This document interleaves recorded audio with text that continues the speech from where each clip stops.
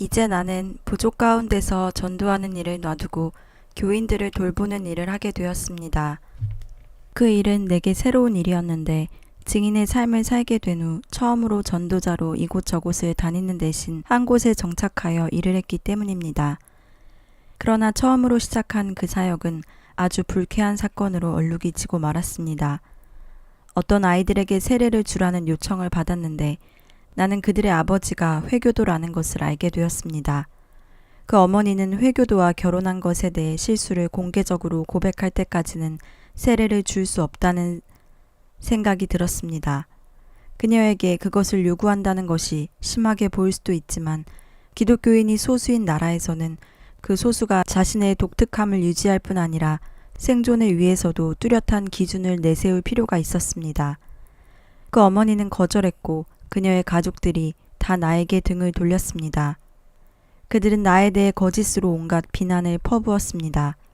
심지어는 내가 아이들의 어머니한테서 사랑을 얻으려 했다는 말까지 했습니다. 이 일로 교인들 가운데 마음이 상하고 미워하고 서로 갈라지는 일이 생겼습니다.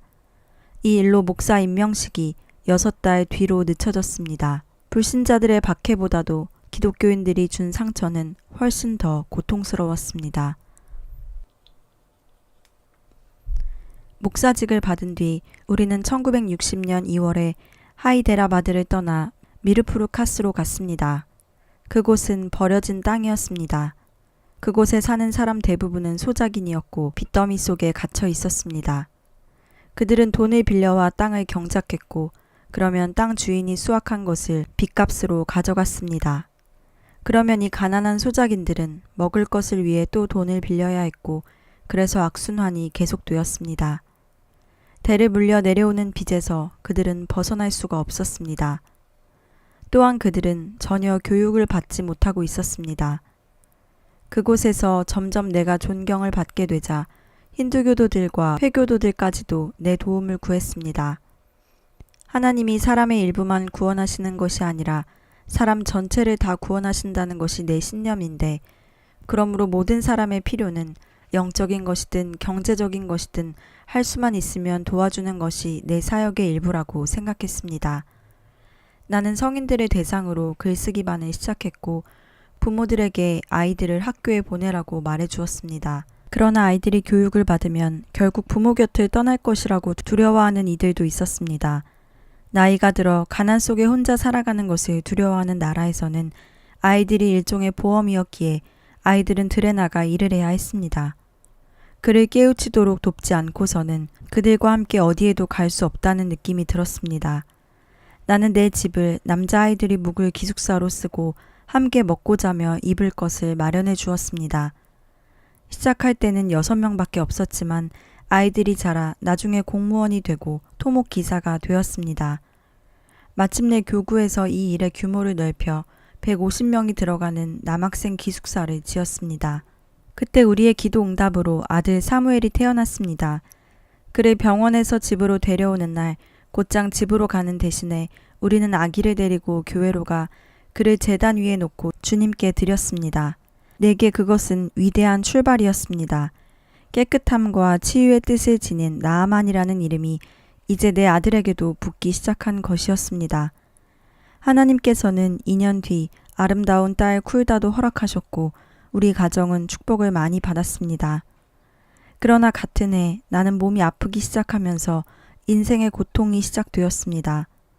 나는 수로에 흐르는 물을 아무런 처리도 하지 않고 그냥 마시는 버릇이 있었는데 그 때문에 신장 결석증이 생기고 말았습니다. 그러나 이러한 육체적인 고통은 내가 존 모하메드 알리라고 하는 젊은이의 손에 고통을 당한 것에 비하면 그리 큰 것이 아니었습니다. 기독교 신앙에 대해 가르쳐 주었습니다. 나도 한때 그처럼 집도 없고 친구도 없던 것을 기억하면서 그를 내 집에 맞아들였고 가족처럼 대해 주었습니다. 나는 그가 아주 미성숙한 기독교인이고 믿을 만한 사람이 아니라는 것을 알았지만 생활 방식을 고칠 수 있는 기회를 주는 것이 옳다고 믿었습니다. 유다가 자기를 배반할 것을 알고 있으면서도 물리치지 않으셨던 우리 주 예수 그리스도를 나는 믿었습니다. 그런데 내가 후배 성직자를 데리고 여러 마을을 돌아다니던 어느 날 그는 내 모든 좋은 책들과 모든 예복들, 데이지의 보석, 그리고 돈을 갖고 도망친 일이 일어났습니다. 나는 나중에 이 젊은이가 특별히 내 서재를 파괴할 목적으로 이슬람 지도자들이 보낸 자라는 사실을 알게 되었습니다. 그들의 속셈은 나를 무기력한 주님의 일꾼으로 만드는 것이었기에 내게 가장 소중한 책들을 훔쳐간 것이었습니다. 그가 선교사를 감쪽같이 속이고 내게 접근했다는 사실에 나는 아주 화가 났고 사람들이 나의 신앙을 없애기 위해 그 정도까지 애를 쓰고 있다는 사실에 분노를 느꼈습니다. 주님을 위해 매일 죽는다는 내 약속은 지켜지고 있었습니다. 그러는 동안 내 신장은 점점 나빠지고 있었고 그 지역을 떠나는 것이 좋겠다는 권고를 받았습니다. 교단 관계자들은 나를 아프가니스탄 국경 근처 퀘타로 보내기로 결정했습니다.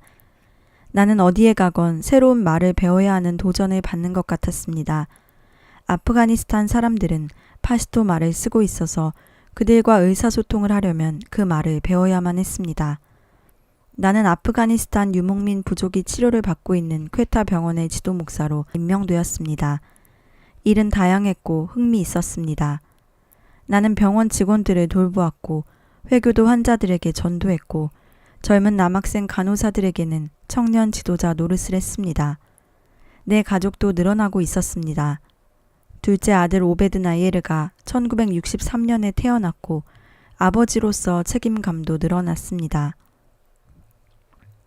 여러 가지 역할을 맡는 데서 오는 긴장감이 커져 1965년 처음으로 심장 발작이 일어났습니다. 의사들은 평지로 돌아가라고 충고했고 우리는 다시 미르푸르 카스로 돌아왔습니다. 내게는 정신적으로, 영적으로 치열한 투쟁의 시간이었습니다.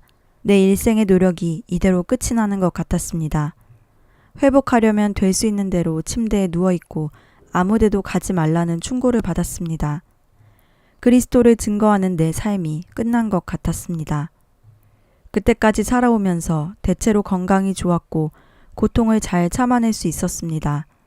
나는 고통을 환영했고 주님을 위해 매일 죽기 원했으며 그것이 바로 내가 약속했던 바였습니다. 그러나 이제 누워 있어야만 하는 상황 속에서 나는 주님을 실망시켜 드려서 이렇게 된 것인지 꿈을 이루는 데 실패한 것인지 물음이 끊임없이 올라왔습니다. 그런 상태에서 나는 간절하게 기도하면서 인도하심을 구했습니다. 지금까지 기도는 언제나 내 인생에서 아주 중요한 부분이었습니다. 이른 아침에 기도하고 묵상하는 그 시간에 주님께 나아갔습니다. 나는 하나님께서 아버지로서 내게 무엇이 필요한지 아시고 그것을 채워주기 원하신다는 것을 믿었습니다. 그래서 나는 아픈 곳을 치료해주고 고통에서 건져달라고 기도하지 않았고 그러한 처지에서도 주님을 어떻게 섬길 수 있는지 알게 해달라고 기도했습니다. 어떻게 하면 증인의 삶을 계속 살 수 있는지 알고 싶었습니다. 그러면 언제나 그랬던 것처럼 주님은 내 기도에 응답하셨습니다. 주님께서 말씀하셨습니다. 나아만, 지금까지 너는 언제나 나를 내 영혼의 주로 여겨왔다. 이제 내 몸을 만져 내가 내 몸에 주도된다는 사실을 보여주겠다. 밖에 나가 나를 증거하지 않아도 된다. 앉아서 내가 겪은 일들을 글로 써보아라. 나는 주님께 머리 숙였습니다. 참 하나님의 손이 내 위에 있음을 느꼈습니다. 그분은 자신의 약속에 충실하셨고 내가 약할 때 자신의 능력을 보이려고 하셨습니다. 사람들이 내게 오기 시작했고 몇백 명이나 되는 사람들이 주님을 영접했습니다. 나는 내 인생 이야기를 쓰기 시작했고 여러 잡지에 기고했습니다. 태어나서 처음으로 창의력을 마음껏 발휘할 수 있는 기회를 얻어 라디오 극과 소설들을 쓰기 시작했습니다. 나는 내 소명의 새로운 전기를 맞이했으나 집안 사정은 많이 쪼들렸습니다. 목사직의 보수는 많지 않았고 새 아이들을 키우느라 데이지가 경제적으로 많은 어려움을 겪었습니다. 아내는 다시 간호사 일을 하기로 결심했는데 단지 돈을 벌기 위한 수단이 아니라 주님을 증거하는 기회로 삼았습니다. 아내가 일을 하는 덕분에 쪼들림을 면할 수는 있었지만 우리는 곧 경제적으로 또 다른 타격을 입게 되는 일을 만났습니다. 나는 다시 한번 힌두교 가정에서 자란 두 젊은이를 집에 들이게 되었습니다. 그들은 우리의 환대를 받으며 잠시 동안 머물다가 떠나버렸습니다.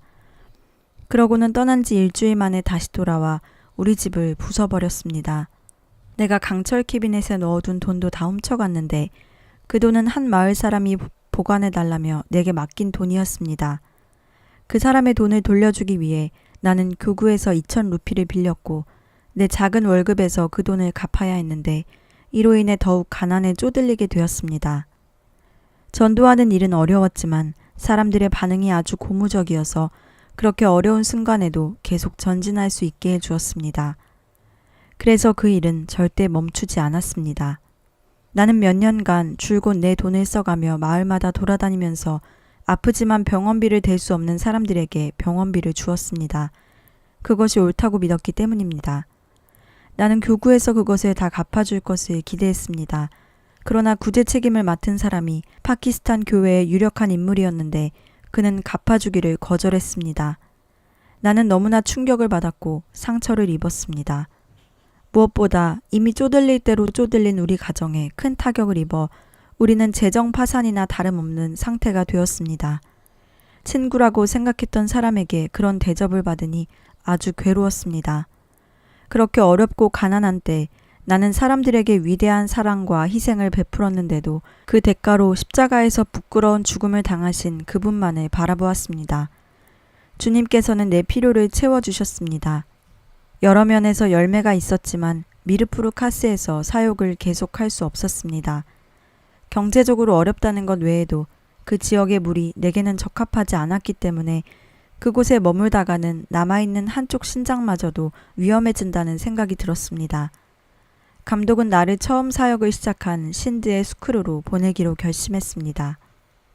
1973년 8월 수크루에 도착해 성구주교회 교구 목사가 되었습니다. 내가 처음으로 맡은 진짜 목회였습니다. 하이데라바드와 미르푸르 카스에서 한 차례씩 목회 일을 조금 해본 것 외에는 나는 주로 전도자의 일을 해왔습니다. 더 이상 여러 곳을 다니며 복음을 전할 수 없었고 개종한 사람들을 돌보고 교회를 세워나가는 것이 이제는 내 책임이었습니다. 처음 2해는 교인들이 나를 신뢰하지 않았고 사람들과 함께 어려움을 나눌 수 없었습니다. 파키스탄 사람들은 보통 낯선 사람에게 자신의 어려운 사정을 이야기하지 않습니다. 그러나 우리는 서로를 점점 알아갈수록 진정한 그리스도인의 교제가 이루어지기 시작했습니다. 목회 사역을 하면서 실망스러운 일들이 많았지만 나는 결코 중심을 잃어버리지 않았습니다. 1973년 7월 17일 수크루에 왔을 때 주께서 구약의 선지자 예레미야에게 말씀하셨던 것처럼 내게 분명히 말씀하셨습니다. 내가 태어나기 전 내가 너를 택하였다. 나는 하나님께서 내 사역을 도와주신다는 확신을 늘 가져왔고 그 확신 때문에 지금까지 그 일을 해오고 있습니다. 격려가 되는 순간들도 있었습니다. 어떤 교인들하고는 너무 관계가 가까운 나머지 거의 텔레파시에 가까운 의사소통이 이루어졌습니다. 아주 가난한 가정에서 자라난 조세핀이라는 소녀가 있었습니다. 그녀의 아버지는 시멘트 공장에서 일했습니다. 그녀가 고등학교 입학 허가를 받았을 때 데이지와 나는 그녀를 하이데라바드로 보내 거기서 간호사 일을 하게 하기로 결정했습니다. 그녀가 졸업하는 날 시멘트 공장 책임자가 그녀에게 공장 병원에서 일할 수 있는 자리를 주고 집도 마련해 주었습니다. 조세피는 자연스럽게 우리 가족과 아주 가까운 관계를 유지하게 되었습니다. 어느 화요일 아침 일어났는데 가서 그녀를 만나야 한다는 느낌이 강하게 들어서 아내가 말렸지만 갔습니다. 가보니 그녀는 열이 39도나 되었고 그녀의 아버지가 아주 괴로워하면서 침대 곁에 앉아 있었습니다. 그들은 내가 오기를 바라고 기도하고 있었습니다. 내가 그녀를 위해 기도했고 15분 뒤에는 그녀가 우리에게 차를 대접해 줄 정도로 회복되었습니다. 하나님의 행하신 일을 찬양합니다. 비슷한 일이 1974년에 일어났습니다. 어느 날 새벽 1시에 잠이 깨어 어떤 가정을 위해 기도하기 시작했습니다. 그 남자는 전기기사로서 철도 선로에서 일하고 있었습니다. 아무런 뚜렷한 이유도 없이 나는 그의 아내가 나를 필요로 한다는 느낌이 들었습니다. 가족들을 깨우지 않고 일어나 오토바이를 타고 우리 교구의 젊은 동역자인 전도사 집에 갔습니다. 말할 것도 없이 그는 그 시각에 내가 온 것을 보고 놀랐고 빨리 옷을 입고 나와 함께 가자고 하자 더욱 놀랐습니다. 그는 할 수 없이 따라 나왔는데 우리는 급성 천식이 있는 전기기사의 아내가 숨을 제대로 쉬지 못하고 있는 것을 발견했습니다. 그녀 역시 내가 와서 자기를 만나주기를 기도하고 있었던 것입니다. 내가 그녀를 위해 기도했고 곧 그녀가 회복되었습니다. 그러나 그의 아내는 아주 약한 사람이어서 몇 달 안에 그만 죽고 말았습니다. 하지만 평안하게 눈을 감았습니다. 교인 가운데 샤쿤탈라라고 하는 여자가 있었는데 몸이 아프다고 해서 그녀를 방문했습니다. 그녀가 자기한테는 내가 필요하니까 제발 멀리 가지 말라고 애원했던 것을 기억합니다. 나는 한 주일 동안 나와부샤에서 전도 여행을 하고 있었습니다. 거기서 이틀을 머문 뒤 나는 집으로 돌아가야 한다는 확신이 들었습니다. 조수인 조지가 아주 난감해했습니다. 나를 위해 한 모임을 주선해 놓았지만 나는 그 모임을 갈 수 없었습니다. 속에서 일어나고 있는 강한 충동을 말로 설명할 수 없었습니다. 그렇다고 해서 내가 그저 자신을 만족시키려고 감정을 따르는 사람이라는 말이 아닙니다. 결국 나는 가야만 한다고 조지를 설득했습니다. 집에 도착했을 때 데이지는 놀라면서도 기뻐했습니다. 아내가 나한테 연락하려고 했지만 할 수 없었습니다. 샤쿤탈라가 그날 아침에 죽었고 그녀가 마지막 청으로 장례식은 꼭 내게 치러달라는 말을 했던 것입니다. 내가 집으로 돌아가야 한다는 충동을 느끼고 있던 바로 그 시간에 그녀가 마지막 청을 했던 것 같습니다. 사역을 시작할 때부터 나는 언제나 아주 가난한 사람에게 관심을 가져왔습니다. 나에게는 복음에 대한 그들의 필요성과 반응이 항상 귀중했습니다. 특별히 나는 청소부층에 대해 시급히 교육을 해야 할 필요를 느끼기도 했습니다. 이들은 자녀들을 학교에 보내는 일에 가장 늦장을 피웠습니다. 그들은 자기들을 위해 언제나 청소부 일이 있을 것으로 믿고 기술이 발전하면서 손으로 하는 일이나 기술이 필요 없는 일들이 점점 남아있지 않게 된다는 사실을 깨닫지 못했습니다. 우리가 여기 도착한 뒤 곧 아내한테 선교부 병원에서 일자리가 하나 들어왔습니다. 아내는 일주일에 3일씩 일했는데 1년이 지나자 병원이 문을 닫았습니다. 그러나 아내는 이름이 알려져 스쿠르에 있는 한 민간 병원에서 간호학교를 시작해달라는 정부의 요청을 받을 정도가 되었습니다. 영향력이 막강한 그 자리에 있으면서 아내는 간호학생들한테 복음을 증거할 수 있었는데 그 가운데 많은 수가 개종을 했습니다. 아내는 그들에게 환자들과 같이 기도하고 친척들과도 좋은 관계를 유지하라고 격려했습니다. 병원 당국은 아내가 기독교 신앙을 업무에 들여오는 것에 대해 전혀 반대하지 않았습니다. 왜냐하면 아내가 하는 일이 그렇게 중요했기 때문입니다. 그러나 그런 모든 것들이 곧 끝이 나고 말았습니다. 1978년에 아내는 싱가포르에 있는 전도 지도자 훈련대회에 참석했는데 그 일은 정부를 위해 일하는 아내의 직업이 끝났다는 사실을 예고했습니다. 돌아온 지 3주가 지나자 아내는 취업 종료 통보를 받았습니다. 아무런 해명도 없었습니다. 정부에 탄원서를 내라는 친구들의 격려가 많았지만 아내는 해고의 뜻을 받아들였고 주께서 채워주실 것을 믿고 주를 의지했습니다. 그로부터 한 달이 채 못 되어 아내는 한 사설병원에서 간호과장직을 맡아달라는 제안을 받았습니다. 아내는 그 제안을 하나님께서 주신 것으로 알고 수락했습니다. 그러나 곧 휴가 문제를 놓고 이견이 발생했습니다. 아내는 기독교 모임이나 회의가 있으면 이런저런 휴가를 얻어 거기에 참석하곤 했습니다. 그런데 상사들이 그것을 허락하지 않았습니다.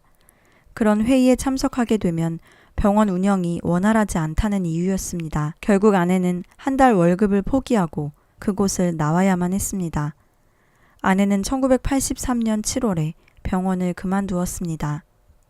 우리는 하나님께서 우리를 위해 필요한 것들을 채워주시지만 인간의 악한 계교에서 우리를 안전하게 보호하시지는 않는다고 지금도 믿습니다. 우리는 인간의 고통에 참여해야만 합니다. 하나님의 섭리 가운데 아내는 그다지 오랫동안 일자리가 없지는 않았습니다. 9월에 교구 감독이 아내에게 그룹과 친교 모임을 조직하는 일자리를 제안했습니다. 그 결과 다시 한번 아내는 주님의 일에 유급으로 취직이 되었습니다. 나는 하나님께서 사람 전체를 돌보신다는 사실을 강하게 믿기 때문에 복음을 전하고 교회에서 예배를 드리는 데만 내 일을 제한하지 않았습니다. 데이지와 나는 아주 가난한 사람들이 사는 바스티즈 지역 가운데 진료소를 개설했습니다. 몇몇 자원봉사자들과 함께 우리는 매주 어머니들과 아이들을 돌보았고 그들에게 약을 조제해주고 아이들을 돌보는 법을 가르쳤습니다. 교육을 받지 않고 기본적인 위생 환경이 나쁜 가정이 되게 가난하다는 사실을 발견할 때마다 항상 마음이 아팠습니다. 우리 여성 자원봉사자들이 그런 경우에 큰 도움이 되었습니다. 그들은 아이들에게 어떻게 음식을 만들어주고 집안을 어떻게 깨끗하게 유지해야 하는지 실제로 보여주었습니다. 우리는 예배 시간을 갖고 기독교 신앙의 기초를 가르치기도 했습니다. 그 가운데 개종을 하는 사람도 있었으며 그들의 신앙이 자라는 것을 보면 큰 기쁨이 되었습니다. 보통 그들은 친구와 이웃들을 주께로 데려오는데 우리보다 더 큰 힘을 발휘했습니다. 아내 데이지는 전적으로 내 협력자였습니다. 돌아보건대 아내의 격려와 도움으로 지금까지 내가 구원자이신 하나님께 충성을 다할 수가 있었다는 생각이 듭니다. 하나님은 언제나 성실하셨고 우리의 모든 필요를 다 채워주셨습니다. 우리의 큰 기쁨은 하나님의 나라가 커가는 것을 보고 그것을 위해 협력할 수 있는 특권을 누리는 것이었습니다. 그러나 세상에서도 기쁨을 누릴 수가 있었습니다. 비록 집은 없었지만 아버지께서 우리 집안을 축복하시는 것을 기쁨으로 바라보았습니다. 우리의 자녀들은 하나님의 사랑을 듬뿍 받으면서 아름다운 나무처럼 자라났습니다. 우리가 기도해서 얻었고 주님께 드린 맏아들 사무엘은 자신의 삶을 그리스도께 드렸습니다. 대학에서 사회사업학을 전공한 뒤 지금은 그리스도를 전하는 전도자로서 일하고 있습니다. 최근에는 몇몇 지역 젊은 기독교인들과 힘을 합쳐 스크루에서 기독교 서적 나눠주기 운동을 벌였습니다. 구석구석마다 포스터가 붙었고 한 주일 동안 스크루는 온통 기독교 신앙에 대해서만 이야기하는 것 같았습니다. 사무엘은 지금 석사 학위를 받기 위해 계속 공부하고 있습니다. 자기 희생이 그의 성품 가운데 아름답게 자리 잡고 있습니다. 우리가 대학 학비를 대줄 수 없다는 것을 알고 그는 자비로 공부하기로 결심하였습니다. 그 덕분에 딸 쿨다가 의과대학에 갈 수 있었습니다. 쿨다는 의과대학에 입학하기 위해 면접을 한 뒤로 학교에서 아무런 통보도 받지 못하고 있었습니다. 파키스탄에서는 사람들이 영향력과 지위를 이용해 자녀들을 교육기관에 입학시킵니다. 우리는 오직 하나님밖에는 없었습니다. 그러나 하나님을 소유하는 것은 모든 것을 소유하는 것임을 믿었습니다. 학기가 시작하기 바로 전 우리는 의과대학에서 편지를 받았는데 왜 쿨다의 입학을 허락했는데도 아무런 응답이 없느냐는 것이었습니다. 물론 우리는 입학이 허가됐다는 편지를 받은 적이 없었습니다. 우체국에서 없어졌는지도 몰랐습니다. 의과대학은 경쟁이 치열하기 때문에 보통 그렇게 몇 달 동안 자리가 비어있는 법이 없으므로 놀라운 일이었습니다. 우리는 시편 기자의 말을 생각했습니다. 주는 내 분깃을 지키는 자요. 쿨다는 지금은 의사가 되어 병든 이들을 치료하며 복음을 전하고 있습니다. 주님을 찬양합니다. 둘째 아들 오베드나에르 역시 주님을 위해 자신을 헌신했습니다. 기독교 가정을 이루는 것이 얼마나 큰 축복인지 모릅니다. 기독교가 전파된 초기에는 온 가정이 다 믿었습니다. 주님을 믿는 믿음을 가족이 서로 나눌 수 있을 때 우리의 삶이 아주 풍성해집니다. 내게 가장 큰 기쁨은 우리 아이들이 구원과 깨끗게 함과 병고침의 소식을 우리 가정의 이름, 즉 나아만의 이름으로 전하는 것입니다. 그러나 때로 사탄은 우리의 가정생활을 불행하게 만들 기회를 놓치지 않았습니다. 복음을 전할 때 대부분 남자들보다는 여자들이 반응을 보이는 때가 훨씬 많았기에 그 가운데는 거리낌 없이 행동하여 아내의 마음을 어렵게 한 여성들도 있었습니다. 하지만 하나님의 도움으로 우리는 그러한 어려움을 뚫고 나갈 수가 있었습니다. 스크루에 있는 동안에도 우리는 경제적으로 어려움을 겪었습니다. 도둑을 맞은 적도 여러 번 있었지만 경찰에는 알리지 않았습니다. 왜냐하면 범인이 잡히게 되면 심하게 매를 맞게 될 것이고 우리는 그것을 원치 않았습니다. 때로는 내 옛사람이 되살아나 잃어버린 물건을 되찾고자 하는 마음을 갖게 하지만 나는 그 옛사람을 다시 십자가에 못 박을 수밖에 없고 그렇게 해서 주 예수님을 실망시켜 드리지 않았습니다.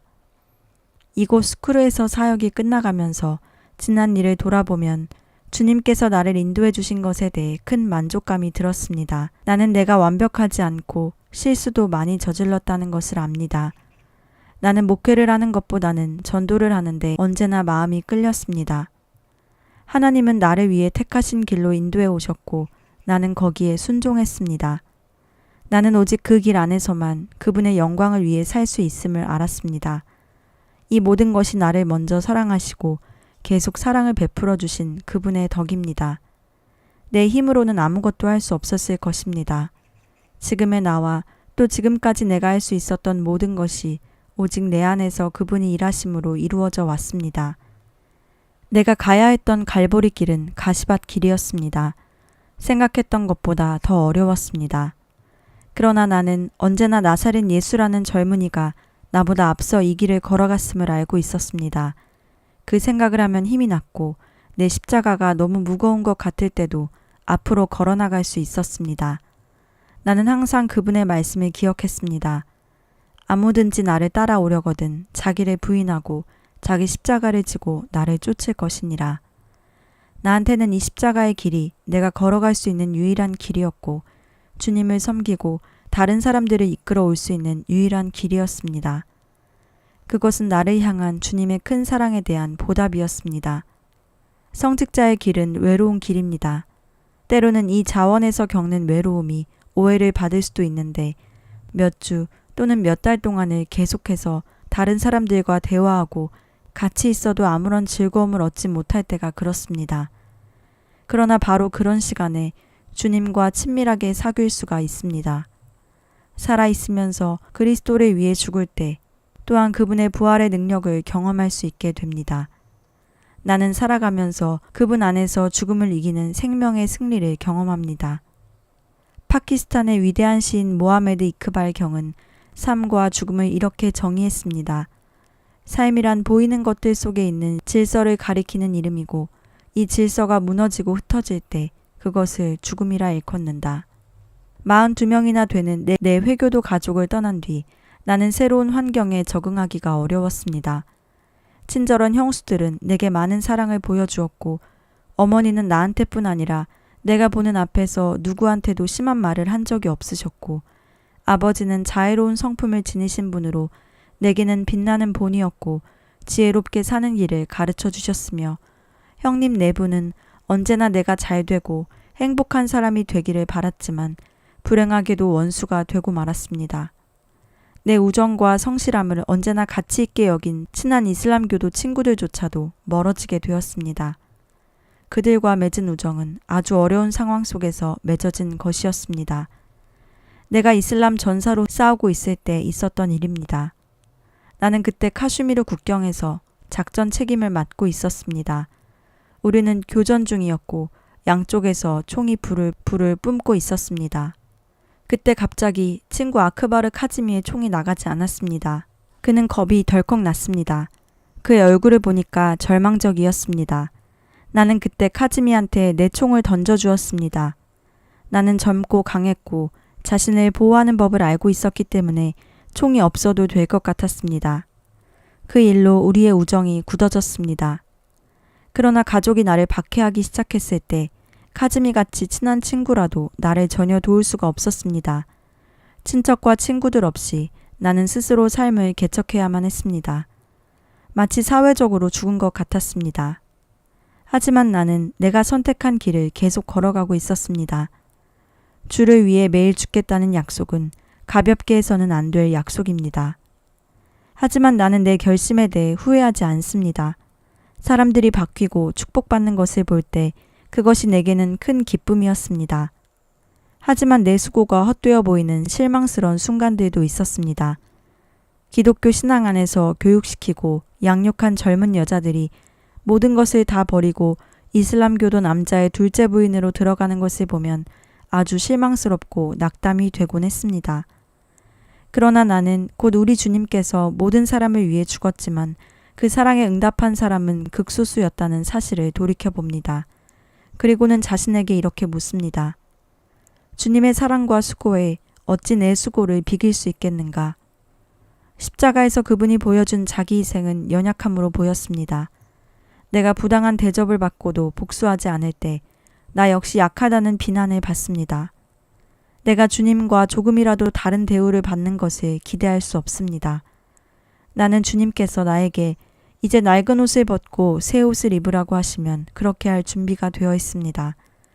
그리스도인의 죽음은 삶의 끝이 아니라 더 좋은 새로운 삶의 시작이라는 사실을 나는 압니다. 이 세상을 떠난 뒤에는 다시는 주님을 위해 매일 죽는 기회가 없을 것입니다. 어떤 점에서 그것은 내게 손실일 것입니다. 왜냐하면 나는 주님과 함께 십자가에 못 박혀 죽음으로써 많은 것을 얻었기 때문입니다. 이 땅 위에서 몸을 입고 있는 동안 나는 사람들을 주님께 인도할 수 있습니다. 많은 이들에게 자신을 갖고 이 세상을 살면서 주님의 이름을 영화롭게 하고 그분을 찬양하라고 격려할 수도 있습니다. 주 하나님은 내 평생 성실하게 인도해 주셨습니다. 나는 나의 패배가 주님의 패배였고 내 승리가 주님의 승리였음을 압니다. 주님의 이름을 찬양합니다. 주께 영혼들이 돌아오게 한 내 사역을 하나님께서 받아주시기를 간절히 소망합니다. 몇 년 전 카라치에서 열린 교구 회의에 간 적이 있었습니다. 나는 거기 성삼위 예배당에서 만주르와 다두가 성찬식을 접전하는 것을 보았습니다. 나는 머리를 숙여 감사하고 찬양했습니다. 그들이 주는 떡과 포도주를 받았을 때 나는 전율을 느끼면서 심장이 기쁨으로 터져 나가는 것 같았습니다. 두 사람을 주님께 인도하는데 내가 쓰임받았던 것입니다. 무익한 종으로서 무엇을 더 바랄 수 있을까요? 그래서 나는 하나님께서 전혀 예상치 못한 뜻밖의 적으로서 나를 만나주신 것을 감사합니다.